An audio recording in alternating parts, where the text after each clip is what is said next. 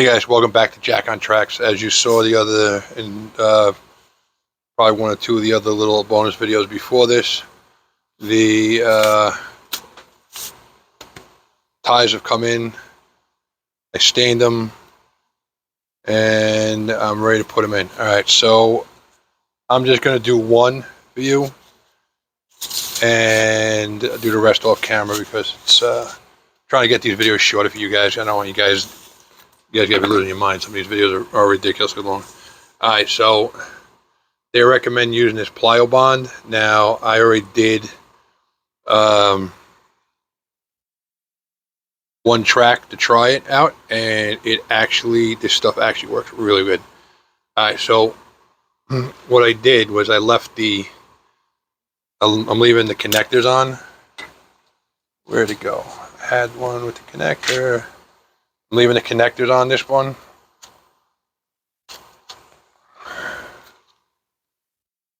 So it's sitting in here. All right. This one sits here, and this one connects to it. So when I'm done with this one, I'll figure out this, and I'll leave the extra ties on this one to slide underneath. But I just want that like that. So, you know something? Let me leave this on this. Makes more sense. All right. So, right. Ties over there. Ties over here. This piece is going to slide into there. So I'm going to leave this on here for now. I'll cut it off. I'll cut it off when I'm done. But I'm going to trim it so it fits nice. All right. So this is the stuff they recommend. Plyo bond. It's really thin stuff. They tell you to shake it up, and they ain't kidding, because this stuff definitely separates. And I mean, I shook it up about 10-15 minutes ago. Now if you look in here, you can see some of these ties I soldered on aren't 100% straight. But guys, I didn't use that jig. I have a code 70 jig, the dual gauge that I used, and I did a code 70 switch out of it, and I mean, it's perfect. You know, yeah. Let me pull this out. So it's not their product. It's the producer.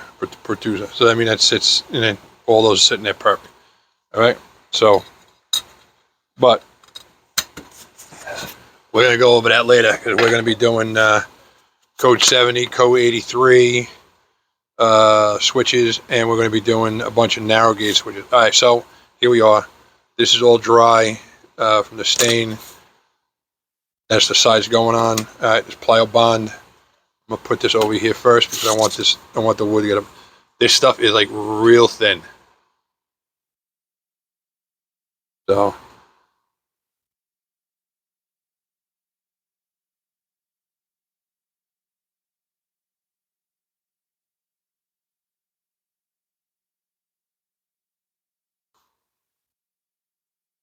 you want a good amount of this on here. Before, when I was doing this, I wasn't adding any pressure to this thing. I had to. It was literally just flowing out of here like water. So I guess I needed to shake it up more.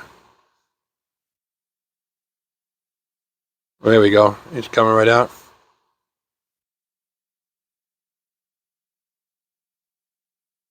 They tell you don't worry about going over with it, because it'll cover up. It does. It dries up, and it works pretty good. Because like I said, I did one of these before just to see how, make sure I knew how to do it, so I didn't look like the complete idiot that I am on camera. So let me get this more. Well, all right. So the other thing they tell you to do is they want you to watch out for where your where your points are. All right.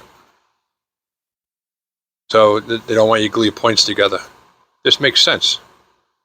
So what I do is I hit these points first because I want these to dry up.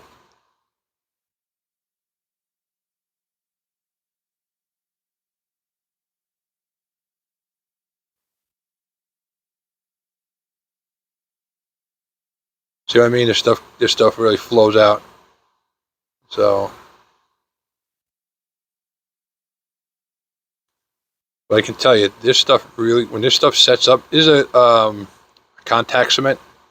So contact cement, you put it on both sides, and you touch it together, and you're pretty much you're done forever. It ain't coming apart. That's pretty much true. Um, the reason, it's good stuff. These guys really did the research on this product. This is like I really enjoy doing these. And if I decide to do more in Code 100, I will most likely buy the template and the jig. I mean, because it was a lot of work doing it. It was a lot of fun doing it. I hope you guys enjoyed watching me do it. But yeah.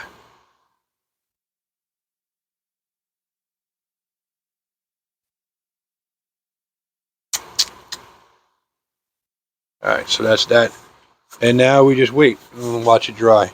All right, now since that side over there is already starting to set up, I don't have to worry about it. I'm gonna come in here and I'll put this. I'm gonna get a nice globus on here.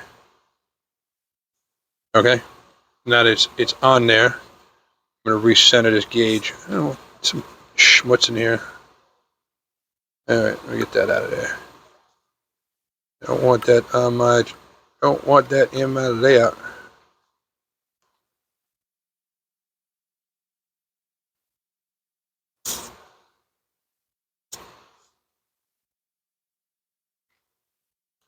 So you can see it's still a little shiny. It's got a basically over here. You can see how it's kind of dull. Some shiny little puddles over there. Just gotta wait for it to dry. So I'm gonna pause this thing to keep this thing nice and short. All right, so we decided that we're gonna screw up the audio. So here I am doing a voiceover for the first time. Let's see how bad I screw this one up. But yeah, I'm just prepping this thing to put it back together again. Put it together. Pull the connector off. As you can see here, it's pretty much dry, and we're just gonna stick that together. You gotta do a little finagling when you get this in, because I didn't use a jig and freehanded this kind of, so the ties aren't exactly straight. So here I am just nudging it around to try to get into the right position to lock it in. Some of the ties I actually had to trim off a little bit because they were the PC ties I had to trim down a little bit because they were a little long or off center. Fast Tracks actually recommends that you use the soldering iron to vulcanize the plyo bond and basically harden it up to hold everything kind of in place. But they don't recommend you do it to every tie. So once I get lined up, here I am doing that. I'm gonna touch a tie usually before or and after the PC ties to really lock it down. So you only got to hold it in place for a couple of seconds to get it to work. And if you have a lot of plyo bond underneath, like some of these do, you'll actually see it bubble out. And once it's done bubbling out, you'll you'll know it's done. It's basically turned into like hard rubber. So here I am just going to do a couple of more of these. I think I did on both sides of where the cuts are. So I want to make sure those were tight. And we're going to keep going and do a few more. So it really only takes a couple of seconds, but I held it a little longer in some spots because, this kind of me just being me and not knowing what the hell I'm doing. It's the first time I'm doing it. So, we'll give it a shot. You don't really want to get it too hot So I've been trying to keep my fingers on the rail. So when I start to feel any heat transmitting through the rail, I stop. So and then we just go and catch everything up here. But and we're coming up to the point where it's looking pretty good, and we're moving right along. And it's about at this point is where I decide that I should really turn the audio back on.